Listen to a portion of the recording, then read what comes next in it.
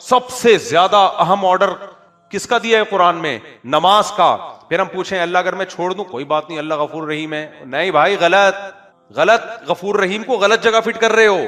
قرآن شروع یہاں سے ہوتا ہے, الذین یؤمنون بالغیب ویقیمون الصلاۃ. ایمان کی پہلی علامت غیب پر ایمان, وہ غیب جس کے برحق ہونے پر دلیل قائم ہے قرآن و سنت کی. اور اس کے بعد ایمان لانے کے بعد سب سے پہلا کام کیا کرتے ہیں؟ نماز پڑھتے نہیں ہیں, قائم کرتے ہیں. پڑھنے کا تو ذکر ہے ہی نہیں. قائم کا مطلب جماعت سے پورے خشوع و خضوع کے ساتھ, ٹرخانے والا کام نہیں. جو پڑھنے والے وہ بھی ہر آدمی اخپل طریقے سے پڑھ رہا ہے, اخپل طریقہ ہے ہر آدمی کا. میں کوئی ادھر پڑھ رہا ہے, کوئی ادھر پڑھ رہا ہے. مسجد کی جماعت ہے بھائی, یہ مسجد کس سلسلے میں بنی ہے؟ فجر کی نماز میں آپ دیکھ لو کتنے نمازی ہوتے ہیں. ابھی جمعے میں جتنے نمازی ہیں, فجر میں بھی اصولی طور پر اتنے ہی ہونے چاہیے نا. لیکن آپ ان سب نمازی سے پوچھو اللہ بہت غفور اور رحیم ہے, تو بھائی اللہ نے پھر فجر فرض کیوں کی ہے؟ اللہ نفل. دیکھو اشراق کی نماز اگر ساری دنیا نہ پڑھے کوئی عذاب آئے گا؟ کیونکہ اللہ نے ہی اس کو فرض نہیں کیا نا. کیا خیال ہے؟ اللہ نے ہی فرض نہیں کیا. فجر تو اللہ نے فرض کی ہے, ظہر اللہ نے فرض کی ہے, عصر اللہ نے فرض کی ہے, مغرب اللہ نے فرض کی ہے, عشاء اللہ نے فرض کی ہے. اس میں کیسے یہ ممکن ہے کہ آپ چھوڑ دو بھائی؟ ابو مسعود رضی اللہ تعالیٰ عنہ یا عبداللہ ابن مسعود صحابی کے نام میں مجھے تھوڑا سا تردد ہو رہا ہے, ان کی صحیح بخاری مسلم کی حدیث ہے. وہ کہتے ہیں ہم نبی کے دور میں کسی عمل کوئی گناہ اگر ہو جائے نا, اس کے بارے میں یہ نہیں سمجھتے تھے کہ اس گناہ کے کرنے سے انسان کافر ہو جاتا ہے. لیکن نماز چھوڑنے والے کو ہم یہ سمجھتے تھے یہ اسلام سے کیا ہے؟ خارج. کیونکہ کسی مسلمان کی یہ مجال نہیں تھی کہ وہ نماز چھوڑ دے. اب اس حدیث کی تشریح میں وہی بات ہے نا, حدیث کی تشریحات میں اختلاف ہوتا ہے. عبداللہ بن مسعود یا ابو مسعود رضی اللہ عنہ, ان کی حدیث سمجھ میں آئی؟ بخاری مسلم کی حدیث. وہ کہتے ہیں دیکھو اس میں فقہا کا اختلاف ہے کہ کسی گناہ کو کرنے سے کافر ہوتا ہے کہ نہیں ہوتا.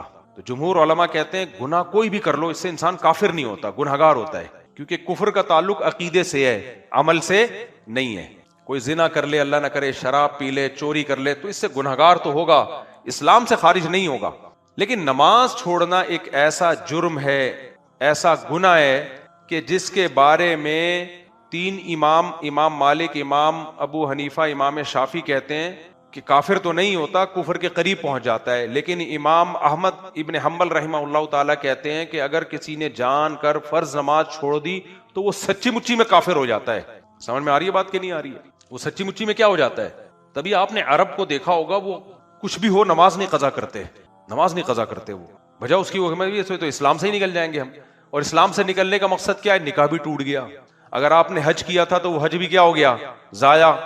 اور اگر آپ بغیر توبہ کے مر گئے تو سعودیہ کے شیخ بن باز رحمہ اللہ تعالیٰ کا فتویٰ ہے کہ بغیر توبہ کے مر گیا تو مسلمانوں کے قبرستان میں اسے دفن بھی نہیں کیا جائے گا. یہ مطلب ہے اس کا نماز چھوڑنے کا. سمجھ رہے ہو؟ رفیع بھائی کو اشکال ہو رہا ہے, پھر بچے رفیع بھائی ایک دم بچوں پہ آ جاتے ہیں کہ پھر بچے کیا پیدا ہو رہے ہیں. خیر تو امام احمد بن حنبل کی دلیل بھی کمزور نہیں ہے. دلیل میں یہی حدیث پیش کرتے ہیں جو میں نے بخاری مسلم کی حدیث پیش کی. صحابی رسول کہتے ہیں کہ ہم نبی کے دور میں کسی گناہ کے بارے میں یہ نہیں سمجھتے تھے کہ اس گناہ کو کرنے سے انسان کافر ہو جاتا ہے, گنہگار ہوتا ہے, وہ کافر نہیں ہوتا. لیکن نماز چھوڑنے والے کے بارے میں ہم یہ سمجھتے تھے یہ کیا ہے؟ کافر. باقی تینوں ائمہ کی طرف سے جو اس کا جواب دیا جاتا ہے اس حدیث کا وہ یہ ہے کہ بھائی چونکہ اس زمانے میں کافر ہی نماز چھوڑتا تھا, مسلمان کے بارے میں تصور نہیں تھا, تو اس لیے جو نہیں آ رہا ہے اس کا مطلب تھا وہ کافر ہے. تو یہ تو انہوں نے زمانہ ہی نہیں دیکھا تھا نا کہ مسلمان بھی ہو اور نماز بھی نہیں پڑھ رہا. یہ تو وہ ان کے ذہن میں تصور ہی نہیں تھا کہ مسلمان ہو کے بھی کوئی نماز چھوڑے. تو راجح بات یہی ہے کہ نماز چھوڑنے سے انسان کافر نہیں ہوتا. لیکن اس سے یہ تو پتہ چلتا ہے کہ صحابہ کی نظر میں اسلام کی جو سب سے بڑی علامت تھی وہ کیا تھی؟ نماز. مسجد میں آ رہا ہے نہیں آ رہا, آ رہا ہے تو مسلمان ہے, نہیں آ رہا ہے اس کا مطلب مرتد ہو گیا. یہ وہ واقعی اس کو مسلمانوں کے قبرستان میں دفن نہیں کرتے. وہ سمجھتے تھے کہ یہ تو کافر, مسلمان ہوتا تو آتا نا. لیکن آپ سارے بے نمازیوں سے پوچھو, کہتے ہیں اللہ بہت غفور رحیم ہے, اللہ معاف کرنے والا ہے, اللہ مغفرت کر دے گا. اس کا مطلب یہ تو اللہ کا ایک طرح سے معاذ اللہ کے حکام کا مذاق اڑانا ہو گیا. کیا خیال ہے؟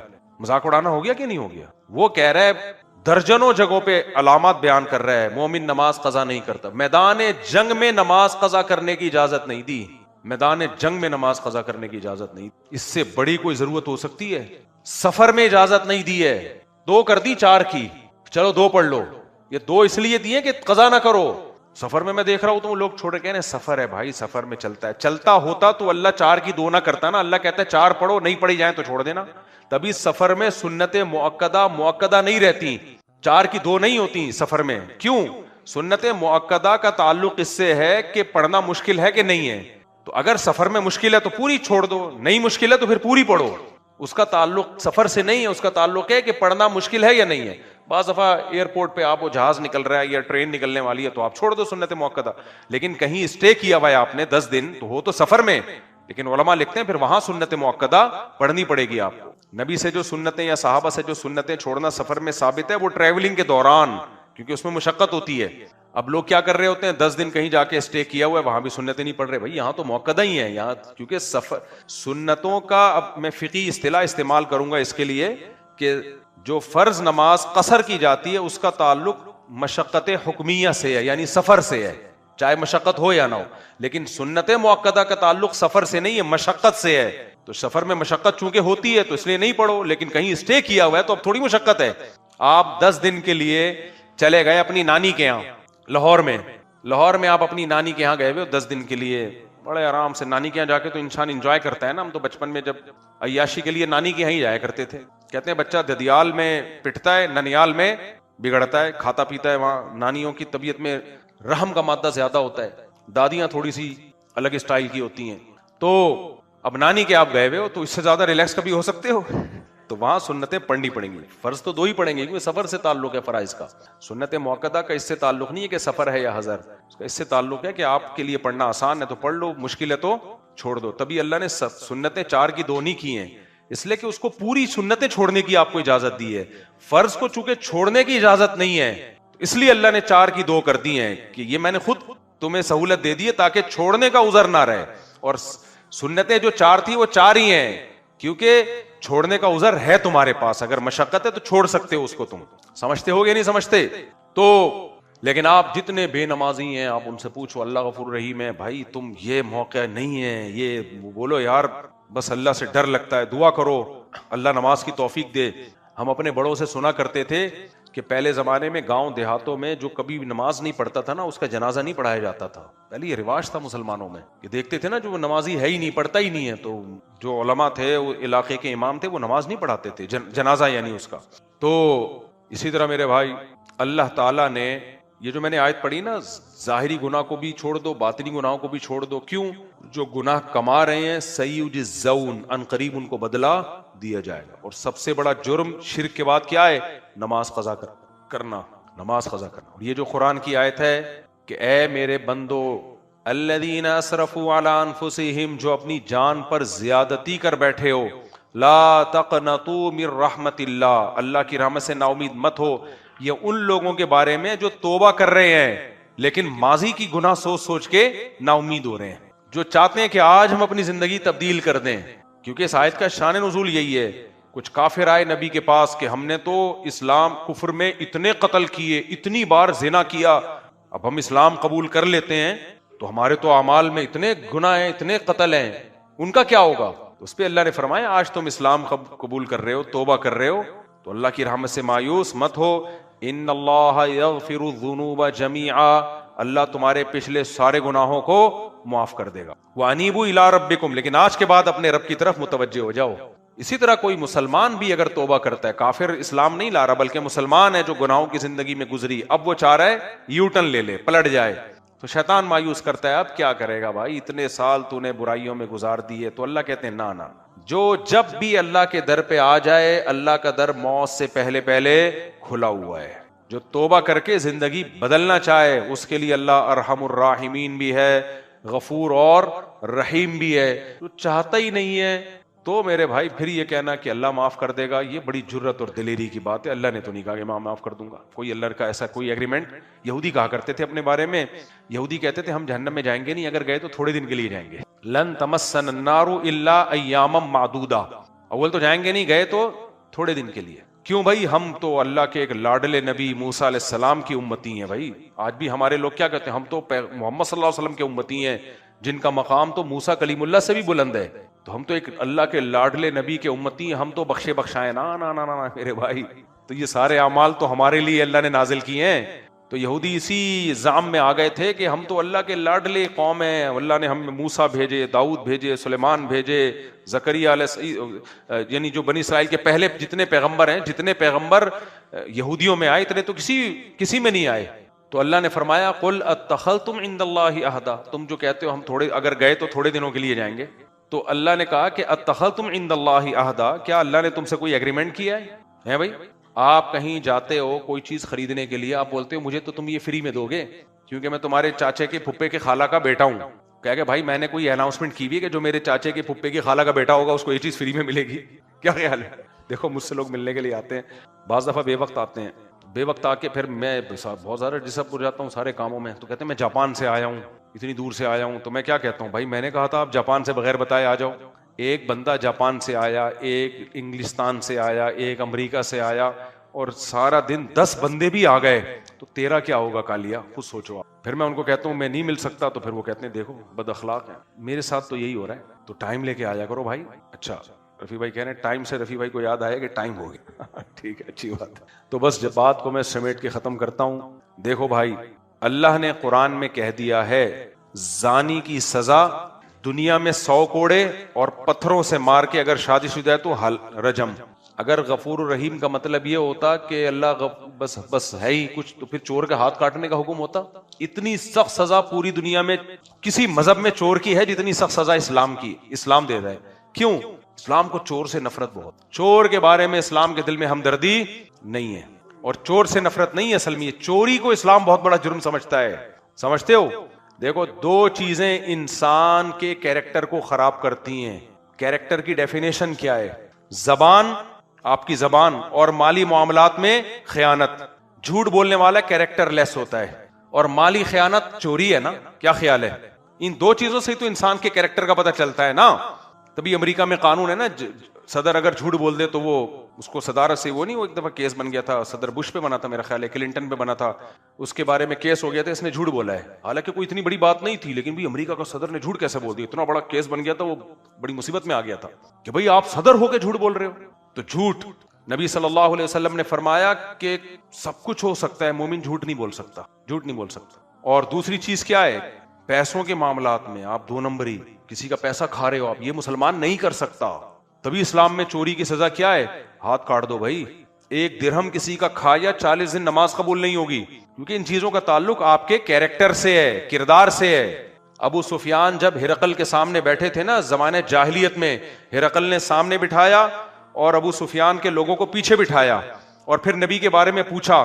ابو سفیان کہتے ہیں خدا کی قسم میں جھوٹ بول دیتا، لیکن میں جو محمد صلی اللہ علیہ وسلم کے بارے میں پوچھا دشمنی کے باوجود میں نے سچ سچ اس لیے بتایا کہ مجھے قوم کے بارے میں خطرہ تھا، میں واپس جاؤں گا لوگ کہیں گے کہ عرب کا سردار ہو کے جھوٹ بول کے آیا ہے، مجبوراً سچ بولا ہے میں نے کہ اپنی عزت بچانے کے لیے، ورنہ وہ جب اسلام دشمن تھا تو نبی کی تعریف کیوں کرتے وہ؟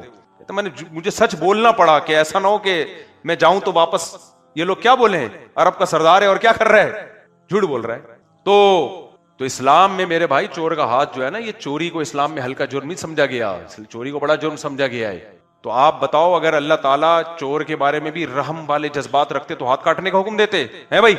یہ جو ڈکیتیاں کرتے پھر رہے ہیں موبائل اسنیچنگ اور بندوق سے، لوگ بڑا ترس کھا رہے ہوتے ہیں، ہائے ہائے بیچارے کو موقع دو۔ میں کہتا ہوں نہیں، موقع دیا تو تم بڑے ظالم ہو گئے، کیوں اسلام موقع نہیں دے رہا۔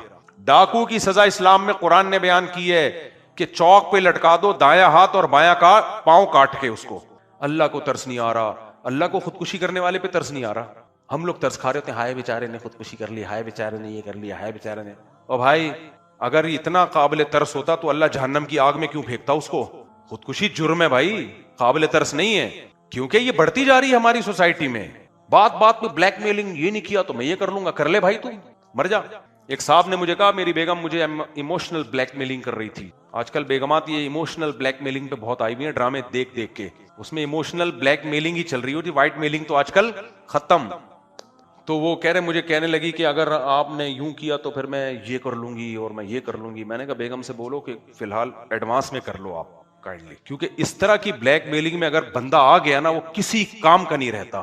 ایک صاحب تو یہاں تک آ گئے کہ میری بیگم نے زہر کی بوتل منگوا کے رکھ لی ہے، اور اس نے کہا اگر جو ہے وہ کوئی دباؤ میں ڈالا تھا کسی ناجائز بات پہ، یعنی ناجائز کا مطلب یہ کہ وہ شوہر پہ واجب نہیں ہے وہ، لیکن اس کو مجبور کیا میں یہ پی لوں گی، اور کہہ رہے لا کے رکھ لی ہے. میں نے کہا بھائی اس کو طلاق دے کے فارغ کر دے, یہ تیرے گلے پڑے گی. الٹے الٹے مشورے بھی کبھی کبھار میں دیتا ہوں. میں نے کہا زہر پی لے گی اور بلی تیرے اوپر آ جائے گی, کیونکہ ایسی عورت رکھنے کے قابل نہیں ہے جو خودکشی کی دھمکیاں دے رہی ہو, یا مرد بھی خودکشی کی دھمکیاں دے رہا ہو, نکل لو بھائی اس سے پتلی گلی سے, مر جائے گا تمہارے گلے پڑے گا. ایک تو ہوتا ہے نا بات بات میں ویسے ہی ڈائلگ بولنا, یہ بھی نہیں بولو, لیکن ایک ہے آپ کو لگے کہ یہ سیریس ہو رہا ہے, پہلی فرصت میں کیا کرو بھائی. میں نے کہا گلے پڑے گی. کہہ رہے میں چھوڑ نہیں سکتا. اب اس وقت متحدہ کا دور تھا, MQM کا. میں نے کہا میں چھوڑ نہیں سکتا. کہہ رہے متحدہ کی ہے. میں نے کہا پھر تو اپنے لیے ایک بوتل لا کے رکھ لے, بہتر یہ کہ کہہ رہے متحدہ کی ہے بھائی. تو خیر, تو میرے بھائی جرم کو اچھا مت سمجھو. ہاں جو جرم چھوڑنا چاہتا ہے, یہ چھوڑنے کی کوشش میں لگا ہوا ہے, وہ قابل رحم. کوئی گناہ ہو جاتا ہے, آپ کو عادت پڑ گئی ہے, جیسے شراب کی عادت پڑ گئی, چھوڑنے کی کوشش میں لگ گیا ہے, یہ بھی قابل رحم ہو سکتا ہے کہ چاہ رہا ہے چھوڑنا, تدبیر اختیار کر رہا ہے برائی سے بچ. جیسے میں کہتا ہوں جن کو عادت پڑ گئی کسی گناہ کی, چھوٹ نہیں رہا, تو جرمانہ رکھیں اپنے اوپر, کوئی سزا دیں اپنے آپ کو آہستہ آہستہ. تو یہ چاہ رہا ہے, جو اللہ کی طرف آنا چاہ رہا ہے, بھائی حدیث میں تو آتا ہے جو میری طرف چل کے آئے گا میں اس کی طرف دوڑ کے آؤں گا, یہ بھی قابل رحم ہے. لیکن ڈھیڑ بن کے بیٹھا ہوا ہے, کوئی پلاننگ نہیں کر رہا کہ میں نے نماز کی پابندی کیسے کرنی ہے, میں نے شراب کیسے چھوڑنی ہے, میں نے زنا کیسے چھوڑنا ہے, بد نظری کیسے چھوڑنی ہے, فحش فلمیں کیسے چھوڑنی ہے, لڑکیوں سے دوستیاں, کوئی پلاننگ نہیں ہے. اور پھر کہہ رہے کہ میں 27ویں رات میں آ کے گڑگڑا کے رو کے بخشوا لوں گا. این خیال است, اور یہ احمقوں کی جنت اسی کو کہا جاتا ہے. کیا کہا جاتا ہے, اسی کو کیا کہا جاتا ہے, نمازیں چھوڑ رہا ہے. سب سے آدھے مسئلے تو نماز حل کر دیتی ہے, 5 وقت باجماعت نماز پڑھو تو ویسی آدھے سے زیادہ برائیاں چھوٹ جاتی ہیں. تو اللہ تعالی ہمیں برائیوں سے بچنے کی توفیق عطا فرمائے. اللہ تعالیٰ نے ارشاد فرمایا کہ جس دن اللہ اپنی پنڈلی کو ظاہر کریں گے, جو اللہ ہی جانتا ہے ان چیزوں میں متشابہات میں ہے, اس کی کیفیات ہمیں معلوم نہیں ہے, ان میں بحث کرنا بھی ناجائز ہے. اللہ اپنی تجلی ظاہر کریں گے تو اس میں اتنی اٹریکشن ہوگی, اس میں لوگ ایسے مبہوت ہو جائیں گے کہ سجدے میں گر جائیں گے. اس وقت سجدہ کرنے میں مزہ آئے گا, لذت محسوس ہوگی. فرمایا لیکن کچھ لوگ ایسے ہوں گے جن کی کمر تختے کی کر دی جائے گی, اور وہ سجدہ کرنا بھی چاہیں گے تو نہیں کر سکیں گے. یہ کون لوگ ہوں گے؟ فرمائے یہ وہ لوگ ہوں گے جن کو دنیا میں سجدے کے لیے, نماز کے لیے بلایا جاتا تھا, وہم سالمون, اس وقت ان کی کمر صحیح تھی, تختے کی نہیں تھی. یہ کمر جھکا سکتے تھے, سجدہ کر سکتے تھے, نماز پڑھ سکتے تھے.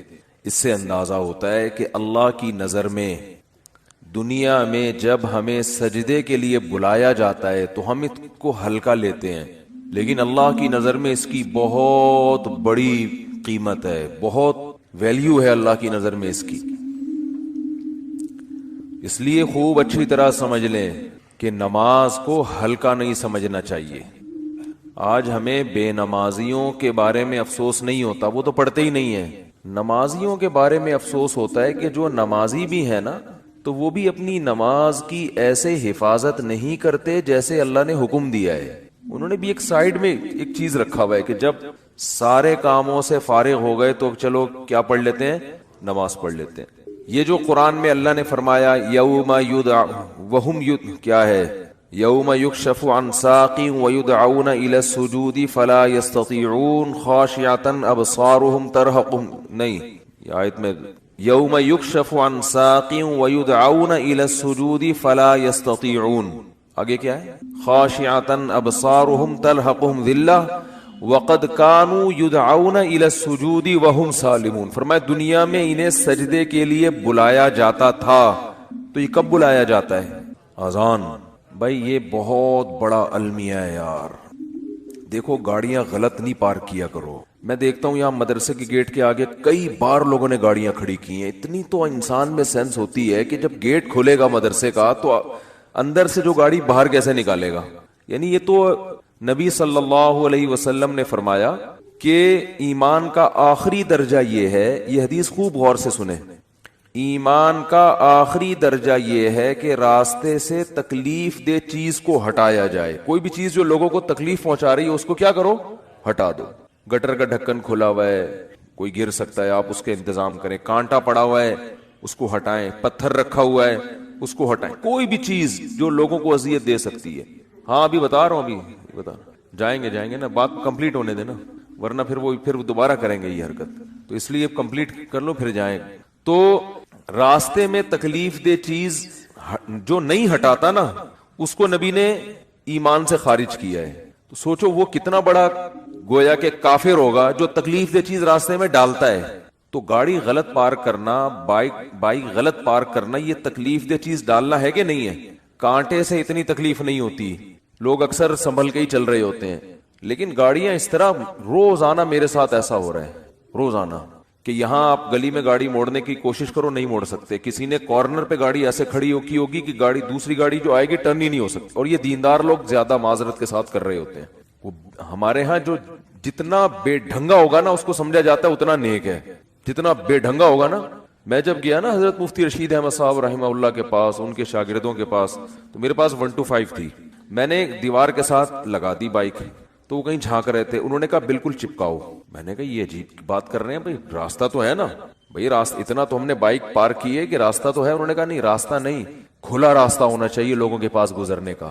تو جب آپ مکمل دیوار کے ساتھ بائک کو چپکا کے کھڑا کر سکتے ہو تو آپ نے اس کی دم باہر کو کیوں نکالی ہوئی ہے؟ تو میں نے کہا یار عجیب ٹائپ کے لوگ ہیں یہ, تو بہت سختی کیا کرتے تھے. تو راستے سے تکلیف دہ چیز جو نہ ہٹائے وہ ایمان سے خارج ہے.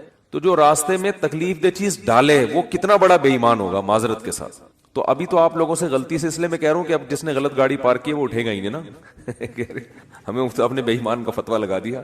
تو ہم اچھا گمان رکھتے ہیں آپ نے جان کر نہیں کیا ہوگا, غلطی سے کیا ہوگا, بلکہ آپ نے گاڑی صحیح پارک کی ہوگی یا بائک صحیح پارک کی ہوگی, کسی نے ہٹا دی ہوگی. تو جن جن نے غلط پارک کی ہے جا کے ذرا گلی کھولے, جا کے اڑ جائیں. ہم لوگ دیکھ بھی نہیں رہے, آنکھیں بند کر لو بھائی, ہم نہیں دیکھ رہے. شاباش شاباش. اور آئندہ اس سے توبہ کریں. تو پیچھے سے تو دیکھ سکتے ہیں نا. تو بائکیں جو ہے نا بالکل چپکا کے کھڑی کیا کریں دیوار سے, اور گاڑی بھی. اور گاڑی تو سامنے روڈ پہ کھڑی کرتے ہیں. ابھی کیمرے لگے ہوئے ہیں الحمدللہ چاروں طرف, ہم نے ٹھیک ٹھاک سیکیورٹی کا انتظام کیا ہوا ہے جو اسباب کی دنیا میں. تو چور بھی انشاءاللہ بھاگے گا نہیں, کہیں بھی پکڑا جائے گا. اور یہاں بھی کیمرے لگے ہوئے, وہ دیکھو وہ بھی لگا ہوا ہے, یہ بھی لگا ہوا ہے, دیکھ رہے ہیں. تو کسی کی جیب میں ہاتھ ڈالنے سے پہلے, کیونکہ جیب کترے بھی ہیں یہاں پہ, ان کو پتہ ہی نہیں ہوتا کہ کیمرہ لگا ہوا ہے. تو ہر طرح کیمرے لگے ہوئے ہیں جو ایک ظاہری اسباب ہو سکتے ہیں. اور سیکیورٹی گارڈ بھی بیٹھے ہوئے ہیں. کچھ سیکیورٹی گارڈ تو آپ کو وردی میں جو نظر آ رہے ہیں نا اسلحہ کھلا لے کے گھوم رہے ہیں, کچھ یہیں بھی بیٹھے ہوئے ہوتے ہیں, سمجھ رہے ہو. تو آپ میں سے کسی کو نہیں پتا ہے کہ ادھر کس کی پینٹ میں کیا رکھا ہوا ہے اور کس کی شلوار میں کیا رکھا ہوا ہے. تو خیر بات کیا چل رہی تھی؟ بات چل رہی تھی نماز. ہو سکتا ہے میرے بھی آواز بھی اسلحہ لگایا وہ میں نے. تو ہم بھی اتنے نیک نہیں ہے جتنا آپ سمجھتے ہو ہم کو, سمجھ رہے ہو نا. نیک سے مراد جو بالکل ہی بیوقوف لوگ سمجھتے ہیں نا. تو باقی یہ کہ اسباب کی دنیا میں انسان احتیاط کرتا ہے. باقی وہ بہاری لوگ کہتے ہیں کہ جب انسان کی موت آتی ہے تو اونٹ پہ بیٹھے ہوئے آدمی کو بھی کتا کاٹ لیتا ہے. تو وہ اللہ نے جب تک زندگی دینی ہے دے گا, جب اٹھانا ہوگا تو ویسے ہی اٹھا لے گا اللہ تعالیٰ. پھر تو سب کچھ ہو سکتا ہے نا. تو ایک ظاہری لحاظ سے جو کچھ ہو سکتا ہے وہ کرتا ہے انسان. باقی اللہ چاہے گا تو وہ سب کچھ ہو سکتا ہے. ایک چھوٹا سا مچھر انسان کو مار سکتا ہے, تو ایک چھوٹی سی گولی مار سکتی ہے انسان کو, کچھ بھی ہو سکتا ہے. خیر تو بات یہ چل رہی تھی کہ اللہ نے فرمایا جب ان کو دنیا میں سجدے کے لیے بلایا جاتا تھا تو یہ نہیں آتے تھے. تو جو اللہ جب بلاتے ہیں اس بلانے کو کیا کہا جاتا ہے؟ اذان. اذان بڑی زبردست چیز ہے. مجھے تو حقیقت بتاؤں, جو میرے جیسا نالائق جو نماز کی ٹوٹی پھوٹی اہمیت اللہ نے ہمارے دل میں پیدا کی نا, وہ اذان کی وجہ سے. کہ اللہ کو نماز سے اتنی محبت ہے, اتنی محبت ہے, اتنی محبت ہے کہ ہر دفعہ پوری تقریر مؤذن سے کہلوائی جاتی ہے. دیکھو جب بھی کسی چیز کی طرف آپ لوگوں کو بلاتے ہیں, اگر وہ کام بار بار ہو رہا ہے نا, ایک دفعہ ہوگا تو آپ اناؤنسمنٹ کرتے ہیں, بار بار ہو رہا ہے تو ایک دفعہ کی اناؤنسمنٹ کافی ہوتی ہے. ایک دفعہ کی, جیسے آپ کی جب جاب لگتی ہے تو آپ کا باس آپ کو ایک دفعہ بتا دیتا ہے کہ بھئی 8 بجے سے ٹائم شروع ہوگا اور شام 4 یا 5 یا 8 بجے تک آپ کی ایک دفعہ اناؤنسمنٹ کیا ہے, بولو نا, کافی ہے, بس بتا دیا بھائی, سگنیچر لے لیے کہ بھئی یہ ٹائمنگ ہے. یہ 9 بجے عام طور پہ دفتروں میں 9 بجے کا ٹائم ہوتا ہے, اور گورنمنٹ کے جو دفتر ہیں 3:30 پونے 4 بجے کا ٹائم ہوتا ہے اس میں شام کو. چھٹی کا ٹائم 4 بجے, پونے 4 بجے حاضری ہوگی اور 4 بجے چھٹی. بعض دفعہ تو آنے کا ٹائم 4 بجے ہوتا ہے, جانے کا صبح 9 بجے ہوتا ہے واپس, یعنی الٹا بھی چل رہا ہوتا ہے. جو پریکٹیکلی ہو رہا ہے نا کہ اس ٹائم پر آئے کہ جب جانے کا ٹائم گزر چکا تھا, ٹھیک ہے نا. 4 بجے جانے کا ٹائم تھا, 5 بجے پہنچ رہے ہیں. تو گورنمنٹ میں اللہ کا شکر ہے بہت ساری ہمارے ہاں سہولتیں ہیں الحمدللہ. تو ابھی بات سے بات نکلتی ہے, چھوڑو اس کو یار. بات تو سجدے کی چل رہی تھی نا. تو اللہ تعالیٰ نے, ہاں میں یہ عرض کر رہا تھا کہ آپ کو ایک دفعہ بتا دیا جاتا ہے بھائی یہ ٹائم ہے, اس پہ آ جانا. اب یہ تو نہیں ہوتا کہ جب 8 بجیں گے یا 9 بجے کا ٹائم آفس میں دیا ہے تو باس آپ کو فون کر کے بتا رہا ہوں آ جاؤ ٹائم ہو گیا ہے. کبھی ہوتا ہے ایسے؟ نہیں ہوتا نا. کیوں نہیں ہوتا؟ ان کو پتا ہے خود آئے گا. اس لیے کہ کیا ملتا ہے سال کے آخر میں؟ روکھڑا ملتا ہے. روکھڑا ملے گا تو سارے کام ہوں گے, عزت بھی ملے گی, ترقی ہوگی آپ کی. دیکھا جاتا ہے نا پرائیویٹ اداروں میں تو دیکھا جاتا ہے, گورنمنٹ میں دیکھا جانا چاہیے کہ یہ اس کی حاضریاں کتنی ہیں اور کتنا کس نے کام کیا ہے. لہذا ان کو موٹیویٹ کرنے کے لیے آپ کو بار بار اناؤنسمنٹ کی ضرورت نہیں ہے. بار بار اناؤنسمنٹ کی ضرورت نہیں. ایک دفعہ اعلان دوبارہ کریں گے تو آپ ان کو بیوقوف بولو گے, یار بس سر آپ نے بتا دیا نا 9 بجے کا ٹائم ہے, بس کیا ہے بار بار بھونپو لے کے گھر پہنچ جاتے ہو ہیں, لاؤڈ اسپیکر لے کے میرے دروازے پہ کھڑے ہو 9 بج گئے. یہ جو شہری جگانے والے آتے ہیں نا, مجھے ان سے اسی وجہ سے الرجی ہے. او بھائی ہمیں پتا ہے یار سب کو, جس نے روزہ رکھنا ہے وہ اٹھ جائے گا. اب وہ پھر وہ جو گھومنا شروع کرتے ہیں محلے پڑوس میں, ایک گھر کا نمبر رات 2 بجے آ رہا ہے, دوسرے کا نمبر رات 4 بجے آ رہا ہے. سحری کا ٹائم 4 بجے شروع ہو رہا ہے تو 2 بجے ان کو کیوں اٹھا رہے ہو؟ یہ تو ایک بس عجیب سی ایک حساب کتاب ہے. تو خیر بار بار اناؤنسمنٹ نہیں کی جاتی, بار بار یاد دہانی نہیں کی جاتی. اور اللہ نے بھی باقی عبادتوں میں ایسے ہی کیا. رمضان کے مہینے کے بارے میں قرآن میں 2 آیتیں ہیں. ایک تو ہے فمن شہید منکم الشہر فلیصم. اللہ نے فرمایا ایمان والو تم پر روزے فرض کیے گئے جیسے کہ تم سے پہلی امتوں پہ فرض کیے گئے تھے. وہ فرض ہو گئے نا. دوسری آیت کیا ہے, کب فرض ہوئے؟ شہر رمضان الذی انزل فیہ القرآن, رمضان کا مہینہ ہے. فمن شہید منکم الشہر فلیصم. جو پچھلی آیت میں اللہ نے فرمایا نا کہ روزے فرض ہوئے, تو اگلی میں بتا دیا کون سے مہینے میں؟ رمضان. جو رمضان کا مہینہ پائے اسے چاہیے کہ روزے رکھے. ایک دفعہ اناؤنسمنٹ ہوئی ہے بس, اس کے بعد دوبارہ قرآن میں اناؤنسمنٹ نہیں ہوئی. اور جب رمضان کا مہینہ آتا ہے تو پھر اسلام میں حکم بھی نہیں ہے کہ یاد دلاؤ. مؤذن کو حکم کے تمام حضرات سے گزارش ہے کہ رمضان کا مہینہ آ گیا ہے اور اللہ کی طرف سے اعلان ہے کہ اس مہینے میں سب روزے رکھو. کوئی اللہ کی طرف سے ایسی اناؤنسمنٹ ہوتی ہے؟ بھائی مسجد کے امام اپنی ذمہ داری پہ کسی کو یاد دلا دیں, روزہ رکھو, ترغیب دیں, وہ ان کا کام ہے. اللہ نے کوئی لگے بندے الفاظ نازل نہیں کیے. لہذا مسجد کا امام یاد نہ بھی دلائے تو بھی کوئی گناہ گار نہیں ہے.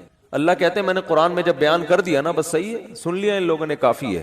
حج کے بارے میں ایک آیت ہے قرآن میں جس میں فرضیت کا ذکر ہے. وَلِلَّهِ عَلَى النَّاسِ حِجُّ الْبَيْتِ مَنِ اسْتَطَاعَ إِلَيْهِ سَبِيلًا. لوگوں, اللہ کے لیے لوگوں پر لازم ہے کہ وہ بیت اللہ کا حج کریں جو وہاں جانے کی استطاعت رکھتے ہوں. وَمَنْ كَفَرَ, جو استطاعت کے باوجود نہیں جائے گا, فَإِنَّ اللَّهَ غَنِيٌّ عَنِ الْعَالَمِينَ, اللہ کو اس کی پرواہ نہیں ہے. ایک آیت جس سے فرضیت ہے, دوسری آیت نہیں ہے. یہ تو ہے کہ ابراہیم علیہ السلام نے یوں کہا تھا, حج کے لوگوں کو کہا تھا کہ حج کرو. اللہ کا جو اپنا آرڈر ہے نا, جو اللہ کے اپنے کلام میں آرڈر ہے, وہ ایک ہی ہے جہاں تک مجھے یاد پڑتا ہے. لیکن نماز, ایک تو قرآن میں جگہ جگہ بھر دی اللہ نے نماز کو. جہاں ایمان والوں کی صفات نماز پڑھتے ہیں. قرآن شروع کہاں سے ہو رہا ہے؟ الذین یقیمون الصلاۃ ومما رزقناہم ينفقون. ایمان والوں کا عقیدہ صحیح ہوتا ہے اور عمل میں کیا؟ نماز قائم کرتے ہیں. جہاں عمل کی بات آئے گی نا نماز, جہاں جنتیوں کی صفات آئیں گی نماز اور زکات. زکات بھی ہے ساتھ ساتھ, وہ کیوں ہے پھر کسی اور موقع پر بیان کروں گا انشاءاللہ. سب سے پہلے نماز پھر زکات, سب سے پہلے نماز پھر اللہ کی راہ میں خرچ. یعنی زکات یا اللہ کی راہ میں خرچ مختلف عنوانات سے, کہ نماز بھی پڑھتے ہیں اور خرچ بھی کرتے ہیں, دونوں کام چلتے رہتے ہیں ان کے. اس سے پتہ چلتا ہے کنجوس نمازی اللہ کو پسند نہیں ہے. یعنی نماز کے ساتھ سخاوت بھی ہے تو, لیکن نماز کو پہلے درجے پہ رکھا گیا ہے. وجہ کیا ہے اس کی؟ اتنا فوکس کیوں کیا جا رہا ہے, اتنا زیادہ اس کو ہائی لائٹ کیوں کیا جا رہا ہے؟ پھر چلو اللہ نے قرآن میں درجنوں جگہوں پر کہہ دیا نماز پڑھو, بار بار کہہ دیا نماز پڑھو نماز پڑھو, اتنا کہا ہے کہ اس سے زیادہ کوئی حکم قرآن میں ملتا ہی نہیں ہے. چلو اتنا زیادہ کہہ دیا, اب تو بار بار اناؤنسمنٹ کی ضرورت اور بھی نہیں ہے نا. اب تو بالکل ہی ضرورت نہیں ہے. دیکھو آپ کے باس نے آپ کو بلایا دفتر اور آپ سے کہا کہ 9 بجے آپ نے پہنچنا ہے, ایک دفعہ کہہ دیا. اس کے بعد پھر آپ کو کہا میں دوبارہ کہہ رہا ہوں 9 بجے آپ کی ٹائمنگ شروع ہو جاتی ہے. سمجھ میں آ گئی بات؟ آپ نے کہا پھر تیسرے دفعہ کہہ رہا ہے میں بتاؤں کتنے بجے ٹائم ہے آپ کا؟ 9 بجے. 10 دفعہ جب کہہ دے گا نا 9 بجے, اب جب 9 بجیں گے تو آپ کو یاد نہیں دلائے گا. وہ کہے گا میں نے 10 دفعہ اسی لیے کہہ دیا تھا کہ دوبارہ مجھے یاد دلانے کی ضرورت نہ پڑے. اب آپ اگلے دن لیٹ ہو رہے ہو, 11 بجے پہنچ رہے ہو, تو وہ کہہ رہا ہے, وہ کہے گا کہ آپ کیوں لیٹ آ رہے ہو؟ آپ کو سر آپ نے 9 بجے مجھے یاد نہیں دلایا. وہ کیا کہے گا باس کہ بھائی جو پہلے دن میں نے 10 دفعہ کہا تھا نا 9 بجے, وہ اسی لیے کہا تھا کہ ایک دفعہ کہنا کافی تھا, مگر 10 دفعہ اس لیے ریپیٹ کیا تھا کہ دوبارہ یاد دلانے کی ضرورت نہ پڑے. آپ یہ نہ کہو کہ میں بھول گیا تھا. بہت مشکل ہے سمجھانا, بہت مشکل. تو جب اللہ نے نماز کو سینکڑوں دفعہ ریپیٹ کیا قرآن میں, تو اب تو ہر وقت یاد دلانے کی بالکل بھی ضرورت نہیں تھی. کمال ہے بھائی, اللہ نے کیا فرمایا کہ اتنا یاد دلاؤ کہ پیدائش سے لے کے موت تک اذان ہی سنتا رہے یہ بیٹھ کے. پیدا ہوا تو کان میں اذان دلوائی اس کے, پیدا ہوا تو کان میں اذان, نماز کی طرف دعوت. حالانکہ سمجھتا نہیں ہے بچہ, ایک حرف بھی سمجھ میں نہیں آتا اس کے اذان. بچہ تو نہ سمجھ ہوتا, اس کو کیا پتا چلتا ہے میرے کان میں کیا ہو رہا ہے. لیکن جب بڑا ہوتا ہے نا تو اس کو یہ جب یاد دلایا جاتا ہے کہ تیرے کان میں بھی اذان دی گئی تھی, دوسروں کو دیکھتا ہے تو اس کو پتا چلتا ہے کہ اللہ نے ابھی سے یاد دلا دیا ہے. تو پیدا ہوا ہے تجھے بتایا کہ نماز نہیں چھوڑنی, تو نے نماز نہیں چھوڑنی ہے تو نے. پھر فجر کے وقت الگ بلایا جا رہا ہے, جب ظہر کا ٹائم آتا ہے الگ. اچھا, اللہ نے نماز کا بھی ذکر کیا اور ٹائمنگ بھی قرآن میں بتا دی. اقیم الصلاۃ لدلوک الشمس الی غسق اللیل, نماز کو قائم کرو سورج کے ڈھلکنے کے اوقات میں اور رات کے اندھیروں میں بھی. اس میں پانچوں نمازیں آ گئی. سورج میں جب کوئی بڑی تبدیلی ہوتی ہے نا تو اس کو ڈھلکنا کہتے ہیں. سورج میں جب بڑی تبدیلی ہوتی ہے, فجر کے وقت سورج کیا اندھیروں سے نکل کے روشنیوں کی طرف جب لائٹ مارتا ہے نا سورج مشرق سے. دیکھو کوئی گاڑی, آپ کسی گاڑی کا انتظار کر رہے ہو یار, وہ دولہے کی مثال دیتے ہیں, اس کو بات سمجھ میں آئے گی. دولہا بارات کے انتظار میں ہال میں بیٹھا ہوا, بارات آ رہی ہے کہ نہیں آ رہی ہے, ٹائم دیکھ رہا ہے یار لیٹ, پہلی میں بہت لیٹ ہو گیا مفتی صاحب کا بیان سن کے, تو 45 سال میں شادی کر رہا ہوں, اوپر سے بارات لیٹ ہے. تو وہ فوراً دیکھتا رہے گا کہ بھئی ایک دم بسوں کی لائٹیں جو ہے نا گلی کے نکڑ پہ بس نظر نہیں آتی, لائٹنگ پہلے ہوتی ہے نا, لائٹنگ سے اندازہ ہو جاتا ہے کہ اب بارات پہنچنے والی ہے. پھر پٹاخے وٹاخے بعد میں. تو سورج کیا ایک دم غائب ہو جاتا ہے, اندھیروں میں دنیا ڈوب جاتی ہے. تو سب سے پہلے جو لائٹ مشرق کی طرف ظاہر ہوتی ہے, جو لائٹ یعنی اس طرح ہوتی ہے, وہ ایک تو عمودی لائٹ ہوتی ہے نا, عمود کو کیا کہتے ہیں؟ پرپینڈیکولر کہتے ہیں. ہم تو ٹریگنومیٹری پڑھ کے بھول گئے یار. ہاں ہاریزینٹل, میں لفظ بھول گیا ہوں, ہم نے بہت پڑھی ہے. ہاریزونٹل ایک ہوتا ہے, پرپینڈیکولر ایک ہوتا ہے بیس کہتے ہیں اس کو. بال چھوڑ, ٹریگنومیٹری پھر بعد میں پڑھیں گے. بھی ایک لائن, ایک روشنی یوں آتی ہے, پھر ایک روشنی ایسے. جو یہ روشنی ہے نا اس کو صبح کاذب کہتے ہیں. صبح کاذب, یہ جھوٹی صبح ہے, یہ اس کی علامت نہیں کہ سورج آ رہا ہے ابھی.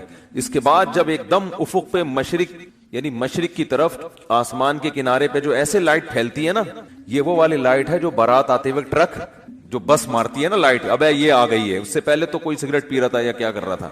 تو اس کو کہتے ہیں صبح صادق, سچی صبح. وہ پہلے والی صبح سے دھوکا ہوتا ہے کہ شاید سورج نکل رہا ہے, وہ اس لیے اس کو صبح کاذب کہا جاتا ہے. اور اس کے بعد آتی ہے صبح صادق. تو وہ جو لائٹ مشرق کی طرف پھیلتی ہے نا ایسے لمبائی میں, وہ اس کی علامت ہوتی ہے کہ وہ اندھیرے ختم, ایک دم سورج ایک ڈھلکنا شروع ہو رہا ہے نا, ایک دنیا میں ایک بہت بڑی چینجنگ آ رہی ہے. تو اللہ نے فرمایا جیسے ہی دنیا میں یہ چینجنگ آئے گی, تبدیلی آئے گی اس سے, سورج کے ڈھلکنے سے, تم نے کیا کرنا ہے اس موقع پر؟ نماز قائم کرنا ہے, اپنے رب کو یاد کرنا ہے, میرا رب مجھے رات کے اندھیروں سے نکال کے دوبارہ. کتنی بڑی خدا کی قسم, یہ سورج کا طلوع ہونا اتنی بڑی نشانی ہے اللہ کی وجود کی. ایتھیس اور ملحد پاگل ہوتے, مجھے لوگ کہتے ہیں ملحدوں پہ کو معاف کر دیں, بیان نہ کریں آپ, بہت بیان ہو گیا ملحدوں پر. لیکن بھائی کیسے یار چھوڑ دیں, اتنی بڑی خدا کی نشانیاں دیکھ کر جو بدبخت کہتے ہیں یہ آٹومیٹیکلی ہو رہا ہے. اور یار ایسا سسٹم, اتنا ایندھن اس کے اندر, ایسی روشنی, کیسا جیسے آپ تکے کو گھماتے ہیں نا جب پکاتے ہیں, کوئلے پہ جب تکا پکاتے ہیں, ادھر سے پک گیا, اب کیا کرو, گھماؤ, یہ خود بخود گھومتا ہے, گھمانا پڑتا ہے. یا ایسا سسٹم لگانا پڑے گا کہ گھومے. وہ سسٹم کوئی لگا کے دیتا ہے. تکے میں خود بخود اتنی عقل نہیں ہوتی کہ کروڑوں سال میں ترقی کرتے کرتے ایسا بن گیا کہ آٹومیٹک گھومنا خود بخود ہی شروع, یہاں سے پک گیا اب یہاں سے پکاؤ, ہے بھائی یہاں سے تو پک گیا, اب کیا کرو, اب یہاں سے پکاؤ مجھے. تکہ خود بخود کروڑوں سال میں بھی اتنا ذہین نہیں ہوتا, تو یہ سورج اور زمین اتنے ذہین کیسے ہو گئے کہ سورج گیا اور پوری دنیا کو لائٹ دیتا دیتا ساری دنیا میں کی فصلیں اگاتا, وٹامن ڈی پرووائڈ کرتے کرتے کرتے کرتے ابھی سورج امریکہ والوں کو نواز رہا ہے. اس وقت یہاں رات ہو رہی ہے نا, امریکہ میں دن ہے, سورج وہاں جا کے گوروں کو وٹامن ڈی دے رہا ہے, ان کی فصلوں میں جان پیدا کر رہا ہے. ہمارا نمبر, ابھی ہم تکے کی وہ والی سائڈ ہے جو انگارے کے دوسری طرف گئے ہوئے ہم لوگ. بھئی یہاں سے تو زمین پک گئی ہے, اب اس کو تھوڑا سا اندھیرے میں رکھو, اس کو پکانے کی ضرورت نہیں ہے. اب میرے اس طرح پکانے کی باتیں کرنے سے ایتھیس کو تپانے کا کام ہو رہا ہے. حقیقت ہے نا, جب سورج پکا رہا ہے اور ایتھیس ہمیں تپا رہا ہے, خود بھی تپ رہا ہے الٹی باتیں کر کے. تو یہ بھائی کیسا خوبصورت نظام ہے یار. سورج کا جو طلوع ہے نا, خدا کی قسم یہ اللہ کی بہت بڑی نشانی ہے. لاکھوں کروڑوں سال ہو گئے سورج کی حرکت میں کوئی تبدیلی نہیں ہو رہی. کتنا بڑا آگ کا ایندھن ہے, آگ کا ایندھن زمین سے لاکھوں گنا بڑا. اتنی آگ اتنا ایندھن کہاں سے آ گیا؟ اسٹیل مل میں جو ایندھن جس سے لوہا پگھلایا جاتا ہے یہ آٹومیٹکلی پیدا ہو گیا, یہ اس کو پیدا کیا گیا ہے, یہ تو ڈالا جاتا ہے نا اس میں بھٹیوں کو جلانے کے لیے. سورج میں کہاں سے آ گیا؟ اتنی آگ برسا رہا ہے, اور ایسی لائٹ ہے اس کی کہ آپ جب سورج کی روشنی ہوتی ہے آپ کے ہزار وولٹ کے بلب فیل ہو جاتے ہیں, پتہ ہی نہیں چل رہا ہوتا کہ جل رہے ہیں کہ بجھ رہے ہیں. تو کیا تن تناتا ہوا شان کے ساتھ مشرق سے نکلتا ہے. تو اللہ نے کہا ابھی نکلنے سے پہلے پوری دنیا کا نظام چونکہ چینج ہو رہا ہے, اندھیروں سے ڈوب کے تم روشنیوں کی طرف آ رہے ہو, تو جو ملحد ہوگا, جو خدا کا انکار کرنے والا ہے, اسے اس سے کوئی غرض نہیں ہے کہ اللہ نے مجھے دوبارہ زندگی دی, دوبارہ سورج میری خدمت کے لیے طلوع ہو رہا ہے اور اس زمین کا نظام دوبارہ سے کیا ہو رہا ہے, چینج ہو رہا ہے. وہ تو پڑا ہوا خواب خرگوش کے مزے لیتا رہے گا, کافر خدا کو یاد نہیں کرے گا. اور جو خدا کو مانتے ہیں, جو مشرک ہیں, وہ مندروں میں جا کے بتوں کے سامنے جھکیں گے, حالانکہ وہ تو خود پیدا کیے ہوئے ہیں ان بتوں کو اللہ نے. تبھی قرآن کہہ رہے لا تسجدوا للشمس ولا للقمر, سورج اور چاند کی خدمت کو دیکھ کے ان کو سجدہ مت کرو. واسجدوا للہ الذی خلقہن, سجدے کے لائق وہ خدا ہے جس نے سورج اور چاند کو بنایا ہے. ہندو کہتا ہے گائے ہماری بڑی خدمت کرتی ہے, گائے ہماری ماں ہے, ہمارا بھگوان ہے. او بھائی جس خدا نے گائے کو تمہاری خدمت کے لیے بنایا ہے وہ ہے تمہارا اصل بھگوان, وہ ہے تمہارا اصل معبود. یہ گائے بنی نہیں ہے, بنائی گئی ہے. ایک میکینک نے گاڑی بنا کے آپ کو گفٹ دے دی, گاڑی کا شکریہ ادا کر رہے ہو آپ, ہیں بے وقوفی ہے یا نہیں ہے؟ ایک سائنٹسٹ نے گاڑی بنائی اور آپ کو دے دی, لو بھائی چلاؤ. ریوو بنائی, ریوو اس لیے کہہ رہا ہوں کہ مثال تو اچھی دینا آدمی. میں نے کہا ہے نا کہ دیکھو بعض لوگ, جو غریب ہونا تو کوئی برائی ہے نہیں, ہمارے نبی صلی اللہ علیہ وسلم دنیا کے مسکین تھے. سوچ کا غریب ہونا کیا ہے, نقصان دہ. اس لیے میں انڈے والے برگر کی مثال نہیں دیتا, مثال ہمیشہ زنگر برگر کی ہوگی. کیا کھاؤ بے شک انڈے والا برگر, جیب میں دیکھو پیسے ہیں تو انڈے والا کھا لو, زنگر کیا تو لیکن مثال ہمیشہ کس کی دو, زنگر کی. تو مثال اچھی گاڑی کی دینی چاہیے. اور اس میں ایک اور حکمت بھی ہے جو کبھی اور کسی اور وقت بتائیں گے انشاءاللہ. تو آپ کو کسی نے, کمپنی نے ریوو دے کے نا آپ کو گفٹ دے دی, لے بھائی. اب آپ کیا کر رہے ہو کہ ریوو کا شکریہ ادا کر رہے ہو, تمہارا بہت شکریہ, تم میری زندگی میں آئی, تم مجھے بٹھا کے گھماتی ہو اور تمہاری وجہ سے میری عزت ہو رہی ہے. تو بات یہ چل رہی تھی کہ آپ کو کسی نے ریوو گفٹ دی, یا آپ کو کسی نے گاڑی گفٹ دی, یا آپ کو کسی نے کوئی بھی ہدیہ دیا, انڈے والا برگر کھلا دیا, آپ برگر کی تعریفیں کر رہے ہو, برگر کے شکریہ ادا کر رہے ہو. تو ہندو یہی کر رہے ہو بھائی, گائے تم پر احسان نہیں کر رہی, احسان اس ذات نے کیا جس نے اس گائے کو بنایا. تو خدا کہہ رہا ہے کہ نہ ملحدوں کی طرح خدا کا انکار کرو کہ یہ خود بخود ہو رہا ہے, اور نہ مشرکین کی طرح اصل خدا کو چھوڑ کر بنی ہوئی چیزوں کو پوجنا شروع کر دو. اسلام کتنا بیلنس کرتا ہے, کیسی اعتدال والی بات کرتا ہے. لا تسجدوا للشمس ولا للقمر, سورج اور چاند کو سجدہ مت کرو ان کی خدمت کو دیکھ کے. واسجدوا للہ الذی خلقہن, اس ذات کو سجدہ کرو جس نے ان کو بنایا. یہاں بھی سجدے کا ذکر ہے, نماز میں ہوتا ہے سجدہ. تو اللہ نے کیا فرمایا, اقیم الصلاۃ لدلوک الشمس, سورج کے ڈھلکنے. سورج سے نا زمین کا بڑا سسٹم ہے, سورج کو بڑا قرآن نے پروٹوکول دیا ہے. قرآن نے اپنی نشانیوں میں, اگر میں یہ کہوں کہ جتنا سورج کو پروٹوکول دیا ہے شاید کسی اور نعمت کو نہیں دیا, تو شاید میری یہ دعویٰ غلط نہیں ہوگا. تبھی تو سورج سے نمازوں کے اوقات رکھے گئے ہیں. روزہ بھی سورج دیکھ کے ہوتا ہے, سورج غروب ہوگا تو روزہ افطار ہوگا, سورج طلوع ہونے سے پہلے روزہ بند ہوگا, نمازیں سورج کے اوقات پر. تو یہ کیا ہے؟ اس لیے کہ دلوک کہتے ہیں ڈھلکنا. تو اللہ نے ڈھلکنے کے اوقات اس لیے رکھے کہ اس وقت دنیا میں بڑی بڑی تبدیلیاں آ رہی ہوتی ہیں, بڑی بڑی تبدیلیاں. رات کے اندھیرے دور ہونا شروع ہو جاتے ہیں, بہت بڑی چینجنگ دنیا میں آتی ہے جس کا پوری دنیا پہ بھی اثر پڑتا ہے, آپ کی باڈی پہ بھی اثر پڑتا ہے, پوری دنیا کے نظام پہ اثر. وہ کیا ہے؟ سورج کی جو کرنیں ہیں, مشرق سے بھی سورج کے طلوع ہونے کا ٹائم ہوا ہے, آپ کو روشنی دیکھ کے اندازہ ہو جاتا ہے کہ اب صبح ہونے والی ہے اور اس زمین کے نظام میں تبدیلی آنے والی ہے. تو عقل مند لوگ کیا کرتے ہیں؟ اللہ نے فرمایا اس موقع پر تم نے کس کو یاد کرنا ہے؟ اللہ کو یاد کرنا ہے. کس طرح؟ جس طرح اللہ کہتا ہے میں بتاؤں گا اس طرح یاد کرنا ہے. کیونکہ اگر اللہ نہ بتاتا کس طرح یاد کرنا ہے, پھر ہم عبادت کے وہ طریقے نکال لیتے جو غیر مسلموں نے نکالے ہوئے ہیں, عجیب عجیب سے. جب انسان کو پتہ نہیں ہوتا نا کیسے عبادت کرنی ہے, تو لوگوں کی رائے پہ چھوڑ دیا جاتا. فرض کریں اسلام کہتا بھائی صبح سورج کے طلوع ہونے سے پہلے, صبح صادق کے بعد تم نے عبادت کرنی ہے.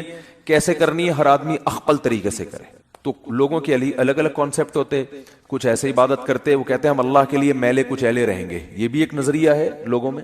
برما میں گیا, بدھسٹ نظر آئے, 6 مہینے سے کہا جاتا ہے کہ نہائے نہیں ہے. یہ ان کا خیال ہے کہ اس طرح بھگوان کیا ہوتا ہے؟ خوش ہوتا ہے, نہائے نہیں. کچھ ایسا کرتے کہ ننگ دھڑنگ رہنے کو عبادت سمجھتے. یہ بھی آپ کو بعض مذاہب میں ملے گا, وہ کہتے ہیں ہم تو برہنہ پیدا ہوئے تھے بھائی, یہ لباس تو نیچر کے خلاف ہے. وہ بھی کچھ دن پہلے میں نے فیس بک پہ ایک انٹرویو دیکھا, شکر ہے وہ آگے میز لگائی بھی تھی انہوں نے. انٹرویو کے دوران انہوں نے یہ عقلبندی کی, وہ ایک برہنہ بیٹھا ہوا ہے بالکل ہی لباس لیس, تو اس سے پوچھنے کہ اس تکلف کی ضرورت کیا تھی آپ کو؟ تو وہ کہہ رہے ہم تو انسان کیا ہے, پیدا کیسے ہوا ہے؟ برہنہ. تو نیچر یہی ہے کہ لباس وباس نہیں ہونا چاہیے. نیچے لوگوں نے طبیعت سے گالیاں دی ہوئی نا کہ اس کی کوئی ماں بہن نہیں ہے گھر میں. تو یہ بھی ایک عبادت کا ان کے خیال میں طریقہ ہے. بعض لوگوں میں عبادت کا طریقہ یہ ہے کہ ہم گوشت نہیں کھائیں گے, اس سے اللہ خوش ہوگا. تو انسان کو اگر آزاد چھوڑ دیتا نا اسلام کہ تم اللہ کو جس طرح بھی راضی کرنا چاہو کرو, تو انسان غلط رخ پہ چلا جاتا, وہ انسانیت کے دائرے سے نکل جاتا. اللہ علیہ وسلم نے بنو قریظہ کی طرف ایک لشکر روانہ کیا, اور آپ صلی اللہ علیہ وسلم نے اس لشکر سے فرمایا کہ جب تک بنو قریظہ نہ پہنچ جاؤ, عصر کی نماز کسی نے بھی ادا نہیں کرنی. عصر وہاں پہنچ کے پڑھنی ہے. صحابہ کرام کو راستے میں اتنی تاخیر ہو گئی کہ عصر کی نماز قضا ہونے لگی, نماز کے قضا ہونے کا خطرہ ہو گیا. بعض صحابہ نے یہ کہا کہ نبی صلی اللہ علیہ وسلم کا جو مقصد تھا وہ عصر کی نماز کو قضا کرنا نہیں تھا. عصر کی نماز کو قضا کرنا مقصد نہیں تھا, کیونکہ آپ صلی اللہ علیہ وسلم کو علم تھوڑی تھا کہ نماز راستے میں قضا ہو جائے گی. آپ کا مقصد یہ تھا کہ تسلی سے اپنے مقام پہ پہنچ کے ہم نماز ادا کریں گے, راستے میں پڑھنا ٹھیک نہیں ہے. لہذا ہم نماز اب پڑھیں گے, کیونکہ نماز قضا کرنے کی اجازت نہیں ہے. اور حافظوا علی الصلوات والصلاۃ الوسطی, اللہ تعالیٰ کا ارشاد ہے نمازوں کی حفاظت کرو, خصوصاً درمیانی نماز کی. درمیانی نماز کون سی ہے؟ عصر. دوسرے فریق نے, صحابہ کی دوسرے گروہ نے یہ کہا کہ نبی کے جو الفاظ ہیں, نبی آپ صلی اللہ رب العزت کے سفیر ہیں, جو بات کہتے ہیں اپنی طرف سے نہیں کہتے. ان ہوا الا وحی یوحی, نبی صلی اللہ علیہ وسلم نے منع کیا ہے کہ راستے میں عصر کی نماز نہیں پڑھنی. تو ہم تو جو کچھ کر رہے ہیں نبی کے حکم پہ کر رہے ہیں, اور نبی کی غلامی کس کی غلامی ہے؟ اللہ کی. تو جس اللہ نے نماز کو فرض کیا ہے اسی اللہ نے ہمیں اجازت, ہمارے لیے حکم یہ کہ ہم یہاں نہیں پڑھیں گے. دو متضاد رائے سامنے آ رہی ہیں, ایک دوسرے کے بالکل اپوزٹ. بات آ رہی ہے سمجھ میں کہ نہیں آ رہی؟ اب یا تو کسی تیسرے کو جج بنایا جاتا جو فیصلہ کرتا, اور سب یہ مان لیتے کہ جو ان کا فیصلہ ہوگا ہم اسے مان لیں گے. تو جج بھی نہیں تھا کوئی. ظاہر ہے وہ جج تو نبی صلی اللہ علیہ وسلم ہوتے, آپ سے رابطہ ممکن نہیں تھا. تو صحابہ کرام کے دو فریقوں میں, دو جماعتوں میں اختلاف رائے ہوا. اب ایسا نہیں ہوا کہ انہوں نے تلواریں نکال کے لڑنا شروع کر دیا, کوئی القابات سے نوازنا شروع کر دیا ایک دوسرے کو, بلکہ انہوں نے جس کی جو رائے تھی اس نے اس رائے پر عمل کیا. بعض حضرات کی رائے یہ تھی کہ نماز پڑھنی ضروری ہے، نبی کی حدیث کی انہوں نے تعویل کی ہے. تعویل کا مطلب صرف الکلام عن الظاہر، کسی کے کلام جو ہے اس کو ظاہری معنی سے ہٹا دینا. نبی کی حدیث کے ظاہری الفاظ کیا تھے؟ عصر راستے میں نہیں پڑھنی. تو دوسرے دلائل کے پیش نظر، کیونکہ قرآن میں عصر کی خصوصی تاکید ہے، اس آیت کے پیش نظر اور نبی کے عام معمول کے پیش نظر کہ آپ نے نماز کبھی قضا نہیں کی ہے، اس معمول کے پیش نظر انہوں نے حدیث کے اس ظاہری الفاظ کو، بولو بھائی، پھیر دیا. سمجھ رہے ہو؟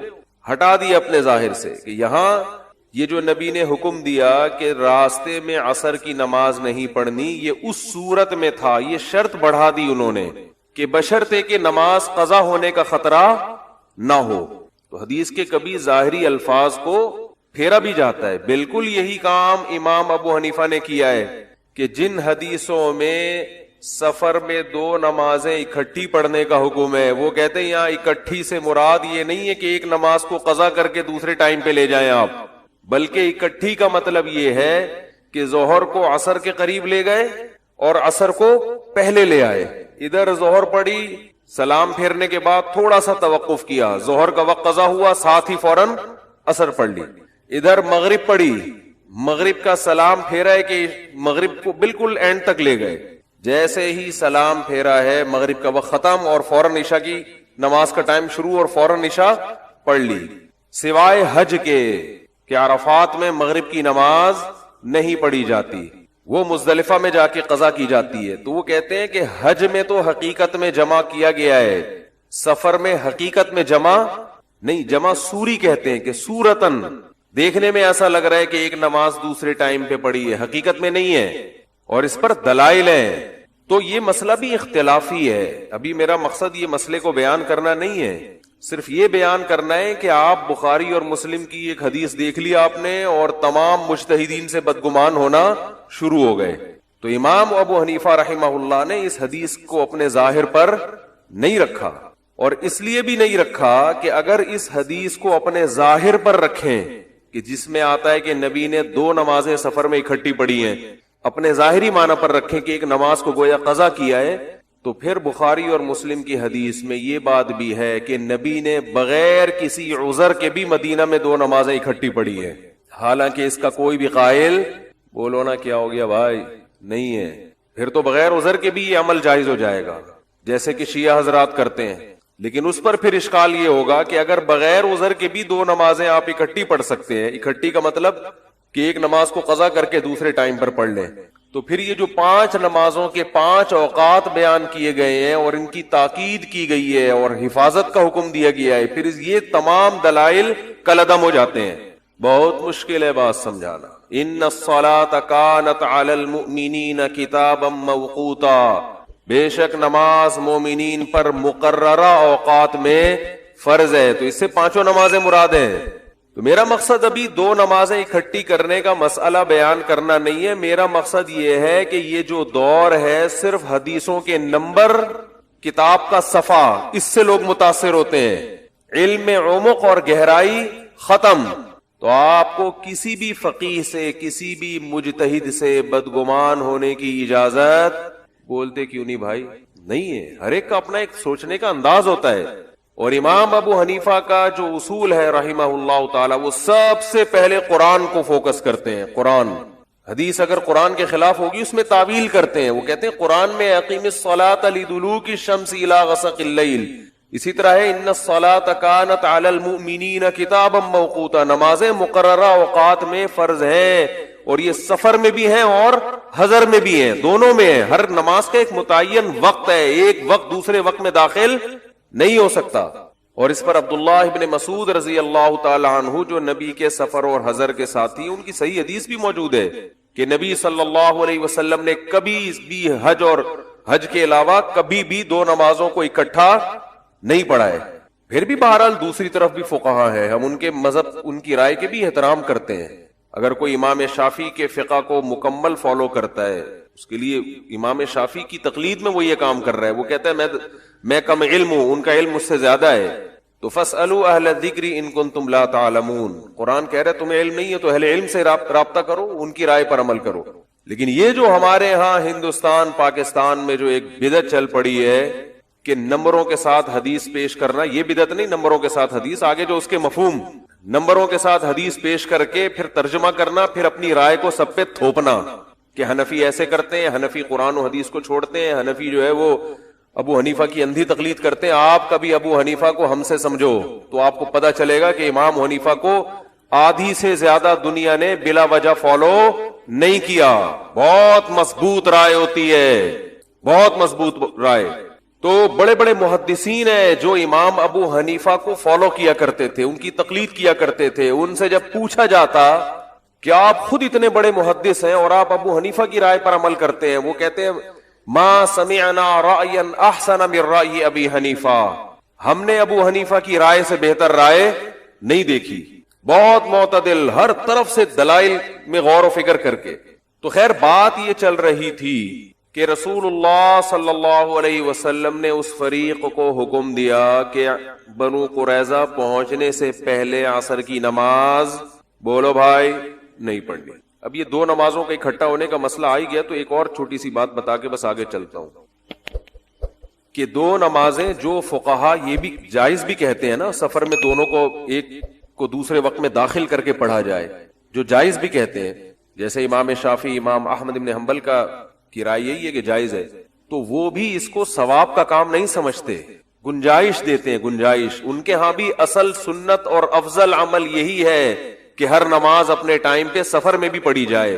اور یہ کیونکہ علامہ ابن قیم رحمہ اللہ نے لکھا ہے کہ یہ کام جو سفر میں دو نمازیں اکٹھی پڑھنا, نبی نے یہ عمل متواتر سنت نہیں ہے, بہت کم ہوا ہے, یہ بہت شدید عذر میں یہ کیا ہے آپ صلی اللہ علیہ وسلم نے. جبکہ ہم اپنے اہل حدیث بھائیوں کو دیکھتے ہیں کہ وہ جب بھی سفر کر رہے ہوتے ہیں دو نمازیں اکٹھی پڑھ رہے ہوتے ہیں. تو یہ خود نبی کے عمل کے خلاف ہے, یہ بہت کم ہوا ہے, یہ عام معمول نہیں تھا. جبکہ سفر میں 4 کی 2 پڑھنا یہ نبی نے ہمیشہ پڑھی ہے. ایک حدیث بھی ہمارے سامنے ایسی نہیں ہے کہ نبی صلی اللہ علیہ وسلم نے سفر میں قصر نہ کی ہو, آپ نے 4 رکعتوں کو پورا 4 پڑھا ہو. ایک بے غبار روایت بھی, سری روایت بھی ہمارے پاس موجود نہیں ہے. تو سفر میں 4 کی 2 پڑھنا تو سنت متواترہ ہے, لیکن 2 نمازوں کو جمع کرنا یہ افضل نہیں ہے. افضل یہی ہے کہ اس میں آپ ہر نماز اپنے ٹائم پہ پڑھیں. لیکن عام ہم دیکھ رہے ہیں کہ اس کا تو ایک ایسا رواج چل پڑا ہے کہ, اور ویسے بھی عقلی لحاظ سے اگر دیکھا جائے کہ اسلام نے جو سفر میں گنجائش دی ہے کہ 4 کی 2 پڑھو, وہ گنجائش اسی لیے دی ہے کہ نماز اپنے وقت سے ٹالنے کی نوبت نہ آئے. اگر آپ عقلی لحاظ سے دلیل نظر جس کو کہتے ہیں کہ وہ رخصت دی ہی اسی وجہ سے گئی ہے کہ مختصر کرنے کا مقصد ہی کیا ہوتا ہے کہ اس مختصر چیز کی حفاظت کرنا آسان ہوتا ہے. تو حفاظت کا مطلب اپنے وقت پہ پڑھنا. خیر اختلافی مسئلہ ہے, ہم اختلافی مسائل میں شدت کے قائل نہیں ہیں. ہمارا مقصد ان لوگوں پہ رد کرنا ہے جو ایک رائے کو سمجھتے ہیں کہ بس 100% یہی درست ہے, اس کے علاوہ سب کیا کر رہے ہیں. آدھی امت جو تھی وہ معاذ اللہ وہ بے وقوف تھی.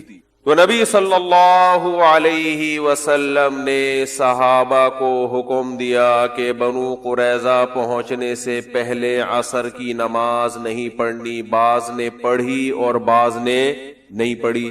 جنہوں نے پڑھی انہوں نے نبی کی حدیث کے ظاہری الفاظ کو فالو کیا, سمجھ رہے, دوسرے دلائل کو نہیں دیکھا. انہوں نے کہا یہ خود ایک مستقل دلیل ہے کہ ہم نے نہیں پڑھنی, بس نبی کا حکم ہے. جنہوں نے پڑھی انہوں نے نبی کے ان الفاظ کو دوسرے دلائل سے تقابل کیا اور ان الفاظ میں تعویل کی. تعویل کا مطلب ایک شرط کا اضافہ کر دیا کہ نبی کا جو یہ حکم تھا کہ بنو قریظہ پہنچنے سے پہلے عصر نہیں پڑھنی, یہ حکم اس صورت میں تھا کہ نماز قضا نہ ہو, اپنے وقت پہ پڑھنے کا ٹائم بھی مل جائے, لہذا ہم نماز پڑھیں گے اگرچہ نبی کے حدیث کے بظاہر خلاف ہی کیوں نہ ہو.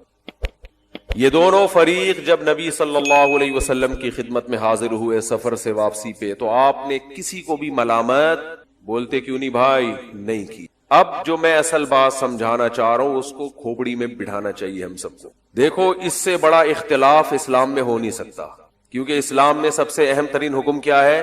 نماز. اس سے بڑا اختلاف ہو سکتا ہے؟ کیونکہ توحید کے بعد سب سے پہلا حکم اور سب سے اہم حکم جس کے بارے میں قبر میں سب سے پہلے سوال ہوگا وہ کیا ہے؟ نماز. حضرت عمر بن عبد العزیز کا مشہور مقولہ ہے ان اہم امورکم عندی الصلاۃ من حفظها فهو لما سواها احفظ ومن ضيعها فهو لما سواها اضيع. کہ انہوں نے اپنے عمال کو خط لکھا تھا، جو حکومت کے سرکاری ملازم تھے نا، ان سب کو خط بھیجا تھا کہ میری نظر میں سب سے اہم ترین چیز نماز ہے، جو اس کی حفاظت کرے گا وہ باقی احکام کی بھی حفاظت کرے گا، جو اس کو ضائع کرے گا تو باقی احکام کو اس سے بھی زیادہ ضائع کرے گا. وہ دیکھیں، باپ نے ایک بات بہت تاکید سے آپ کو کہی ہو، بہت زیادہ وصیتیں کی ہوں کہ یہ کام کرنا ہے، یہ لازمی کرنا ہے، یہ لازمی کرنا ہے، آپ نے وہی نہیں کیا تو لوگ کہیں گے باقی تو چھوٹے موٹے حکام ہیں، وہ تو ویسے ہی، اب تو وہ تو اس پر تو ویسے بھی عمل نہیں کرے گا. جب اتنی اہم حکم کو توڑ دیا تو اس سے چھوٹے حکم کو تو توڑنا اور آسان ہوتا ہے نا. تو حضرت عمر بن عبد العزیز نے کیا فرمایا کہ جو نماز چھوڑے گا تو اسلام کے باقی حکام کی وہ دھجیاں اس سے زیادہ اڑائے گا. وراثت تو بہت دور کی چیز ہے، بہنوں کو وراثت دینا اور باقی برائیوں سے بچنا، وہ سب سے اہم تو یہ ہے. تو اب آپ بتاؤ، اسلام میں سب سے اہم حکم توحید کے بعد کیا ہے؟ یعنی اسلام لانے کے بعد نماز ہے. اور صحابہ کا اختلاف جو ہوا کس مسئلے میں ہوا؟ نماز کے مسئلے میں. پھر نماز میں اختلاف میں بھی سب سے اہم اختلاف نماز پڑھنا یا نہ پڑھنا ہے. کیونکہ نماز کے طریقوں میں اختلاف یہ کم درجے کا ہے. پڑھ تو رہا ہے نا کہ رفع الیدین سے پڑھنا ہے یا رفع الیدین کے بغیر پڑھنا ہے، زور سے آمین کہنا ہے کہ آہستہ آمین کہنا ہے، ٹانگیں چوڑی کرنی ہے کہ پتلی کرنی ہے، ہاتھ یہاں باندھنے ہیں کہ یہاں باندھنے ہیں. یہ کم درجے کا اختلاف ہے. ایک اختلاف یہ ہے کہ رکعتوں میں اختلاف ہو جائے کہ 4 پڑھنی ہے کہ 2 پڑھنی ہے، یہ تھوڑا اور بڑا اختلاف ہے. اور ایک اختلاف یہ کہ اس پہ ہو جائے کہ پڑھنی ہے کہ نہیں پڑھنی، یہ اس سے بھی زیادہ. بولتے کیوں نہیں بھائی؟ یہ ٹیکنیکل پوائنٹ ہیں، ان کو یہ کتابوں میں نہیں ملیں گے آپ کو، ان کو نوٹ کر لیا کریں. نماز پڑھنی ہے کہ نہیں پڑھنی، سرے سے عدم اور وجود میں اختلاف ہو رہا ہے. ہمارے تو اس سے کم درجے کے پھڈے ہیں. ہمارے جو جھگڑے ہیں نا، ہم تو یوں کرنا ہے کہ نہیں کرنا ہے. پھر جو کہتے ہیں یوں کرنا ہے وہ کہتے ہیں نہیں بھی کرو تو ہو جائے گی بہرحال، لیکن کر لو. ہم کہتے ہیں بھائی نہ کرنا بہتر ہے. نبی کی آخری نماز کیا تھی؟ نہ کرنے والی. دلائل دونوں طرف ہیں، اختلافی مسئلہ، اس میں کسی ایک طرف شدت جائز نہیں ہے. ہمارے پاس اپنے دلائل ہیں، زور سے آمین ہے، آہستہ آمین ہے، ٹانگیں چوڑی ہیں، پتلی ہیں. یہ بہت کم درجے کا اختلاف ہے. بڑا اختلاف یہ تھا کہ پڑھنی بھی ہے کہ نہیں پڑھنی. پھر اس سے بھی بڑا اختلاف یہ ہے، ایک اگر پڑھنے اور نہ پڑھنے میں اختلاف ہوتا، لیکن اختلاف کی نوعیت یہ ہوتی کہ پڑھنا مستحب ہے یا نہ پڑھنا مستحب ہے، تو یہ بھی بڑا اختلاف تھا. مگر یہ مستحب کا ہو رہا ہے اختلاف، پڑھنا بہتر ہے یا نہ پڑھنا بہتر ہے. دونوں فریق کہہ رہے ہوتے جائز تو ہے لیکن بہتر ہے کہ نہ پڑھو. ایک کہہ رہا ہوتا کہ جائز تو ہے کہ نہیں پڑھو لیکن بہتر ہے کہ پڑھ لو. یہ نہیں، بلکہ اختلاف ہوا. ایک فریق کہہ رہا ہے پڑھنا فرض ہے کیونکہ نماز ہے، دوسرا کہہ رہا ہے پڑھنا جائز نہیں ہے کیونکہ نبی کے حکم کی مخالفت ہے. فرض، جائز اور ناجائز کا اختلاف ہو رہا ہے کہ پڑھنا جائز بھی ہے کہ نہیں ہے. یہ اور اونچے درجے کا اختلاف ہو گیا کہ نہیں ہو گیا. یہ ایسے جیسے ایک کہے کہ رفع الیدین سے نماز ہوتی ہے، دوسرا کہے کہ کر لیا تو نہیں ہوگی. ایک کہے کہ نہیں کیا تو نہیں ہوگی، ایک کہے تو کیا کر لیا تو نہیں ہوگی. بالکل ایک دوسرے کے اپوزٹ آ کے کھڑے ہو گئے. تو نماز کے فرض اور ناجائز ہونے میں اختلاف ہو رہا ہے. ایک فریق کے نزدیک نماز چھوڑنا جائز نہیں ہے، عصر کی نماز جو بنو قریظہ جاتے ہوئے، اور دوسرے فریق کے نزدیک پڑھنا جائز نہیں ہے. یہ اور اونچے درجے کا اختلاف ہو گیا نا. بہت مشکل ہے بات سمجھانا بھائی، بہت مشکل. اور نماز کی سنتوں کے بارے میں نہیں ہو رہا اختلاف کہ پہلے 4 سنت پڑھنی ہے کہ نہیں پڑھنی، بعد میں 2 سنت پڑھنی ہے کہ نہیں پڑھنی. نہ فرض نماز کے بارے میں یہ اور اونچے درجے کا اختلاف. اور پھر نماز بھی کون سی؟ وہ نماز جس کو قرآن نے خصوصیت کے ساتھ ہائی لائٹ کیا ہے، حافظوا علی الصلوات والصلاۃ الوسطی، نمازوں کی حفاظت کرو، 5 نمازوں کی، خاص طور پر درمیانی نماز کی. تو درمیان میں اثر آتی ہے، یعنی وہ پہلا نماز، اور نماز میں بھی سب سے اہم ترین نماز. تو اسلام میں کسی حکم کے بارے میں اس سے زیادہ شدید نوعیت کا اختلاف ہو نہیں سکتا تھا. اتنا شدید، یعنی اس سے زیادہ بڑا اختلاف نہیں ہو سکتا تھا احکام کے بارے میں.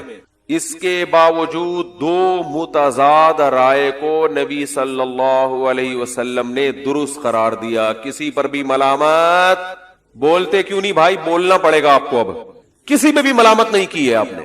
کیوں؟